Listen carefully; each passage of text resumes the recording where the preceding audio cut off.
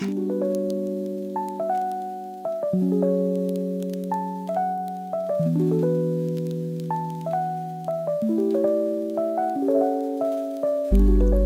everyone, it's Average FPV here and welcome to part 2 of the build series of the TJIRC MiniQ Black Edition. So I came back from vacation yesterday and continued building. So the first thing I've done yesterday is to mark where the servos and everything go with a bit of packing tape. Now it's removed. And then yesterday I went in and secured the brackets together with the servos and let the glue dry. This morning, you'll see it in the B-roll, I went on and marked out where the hinges go. I was worried a bit that it's difficult to cut out because it's carbon, but with the help of some Dremel and a sharp knife, it was pretty easy to cut out the exact dimensions that are needed. Then I cut it out, hollowed it out, and then did two mistakes along the way. So the first one is that when I initially mounted it, I used the E6000 Plus.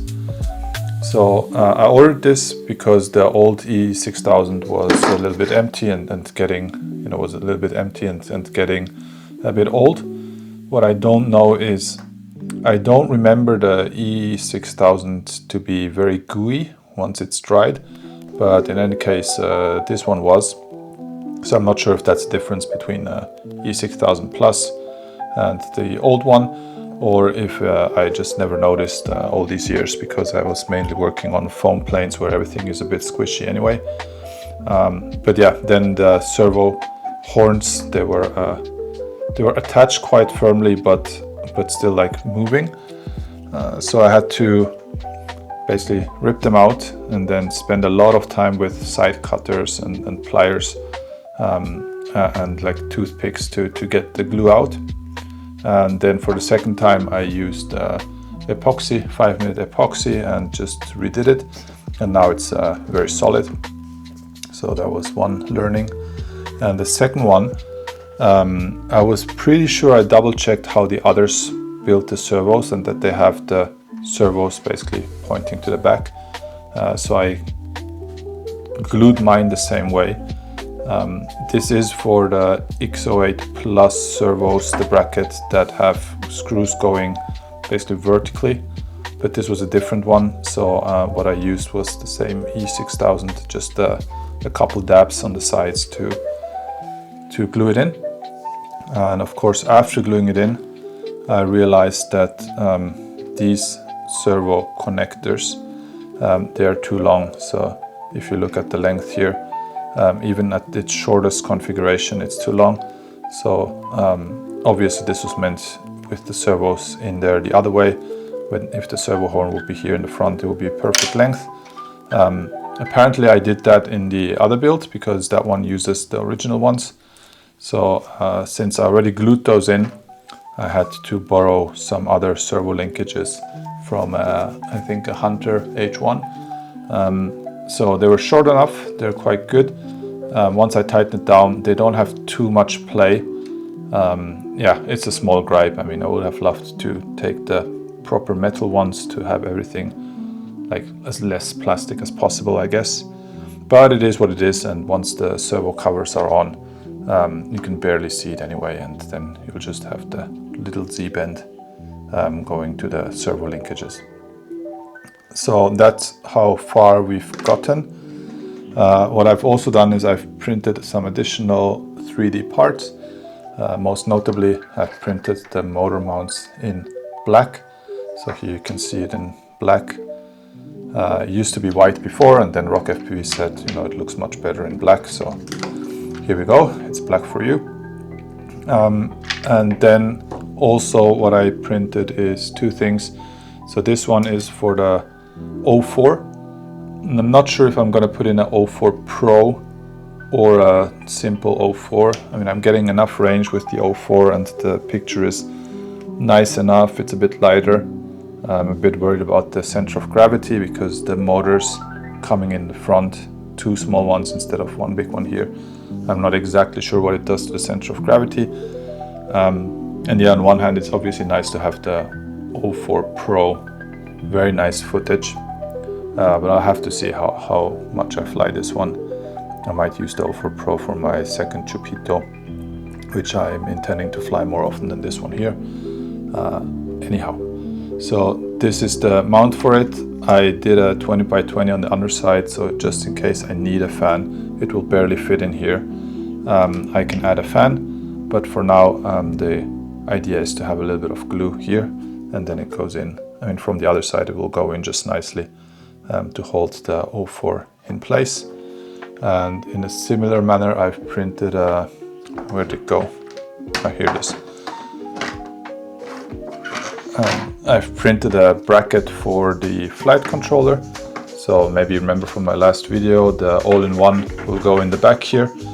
And now it's made and cut in a way that I can basically put this in here. It's TPU, so I can bend it a little bit. Again, I want to glue it down to the sides, and once it's in there, I can screw in the all-in-one flight controller and it'll be stable in here. Yeah, still a lot to do. What I possibly want to do tonight is to already route the motor cables through and then solder them to the all-in-one, just to see that the motor direction and everything is right before I cram everything in here. But it's already been set up with iNav and everything should be working. I mean, the servos are working, the motor pads, I never had problems with it, so I just assume for now that it does work. We'll see how far I get tonight, but possibly towards the second half of this video you'll see everything installed here with the servos and the motors plugged in, and then we can test whether the motor direction and the servo direction, everything is going right, so that in the third part we only have to take care of the FPV system in the front and wire everything up. I'm thinking about having a switch here in the side, so that while the aircraft is looking for GPS and everything, the 04 doesn't overheat, but that's something for the third video.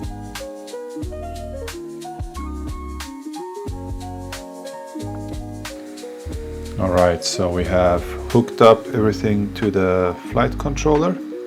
So you see the motors left and right, and I routed the motor cables through to the fuselage, and then for now I just soldered them onto the motor pads 1 and 2 just to check whether everything is working or not. So it's hooked up to iNav, and now what we're going to do is quickly connect the battery and see if everything is moving correctly. So here we go.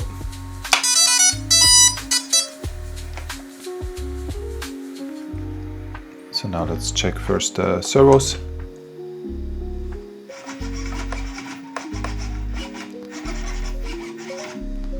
So servos are working, and well, the direction, everything is wrong, but I'll correct that in the mixer.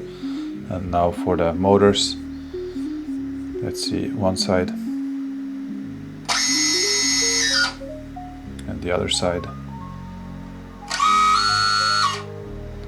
Perfect. I also checked all the other ports. So yeah, ELRS is working. Then GPS is working, as you can see here, and then I haven't tested the OSD just yet, but that usually is no problem. So I think we're ready to shorten the wires and then see how everything goes into this tiny fuselage. Alright, so as a last little update, I dry fitted the all-in-one flight controller in the back of the fuselage, and it works out pretty well. So you can see the TPU mount, it's not screwed on there, but once it's on there it should be quite stable. There's two more things I added. One is a TVS and capacitor to the battery lead, obviously to prevent any spikes. And then the second thing is the flight controller came with a USB extension board, which I had to solder on, which I also did. The original one is tucked in here once I install it, so it definitely makes sense to have this. So the idea is to tuck this in somehow, and then there should be enough space to just mount the GPS on top here, which then should nicely align with the window I've already cut out in the canopy for the other MiniQ. One more thing I will do between this video and the next is I have to do some cutting to let the airflow out. As you can see in the nose part, there is a lot of air inflow, obviously, to cool the VTX, and this thing is completely closed, so somewhere either here or on the underside, as I did with the other MiniQ, I will add some air outlets, and then everything should be ready to be glued in, the TPU part, and then bolt the flight controller in, and lastly have a little bit of double-sided sticky tape for the GPS and the USB extension somewhere. The cable to the air unit is already in here. It's a bit too short, so I'll have to extend it, but that shouldn't be a problem. And yeah, so in the next video, that will be the final step. Thanks again for watching.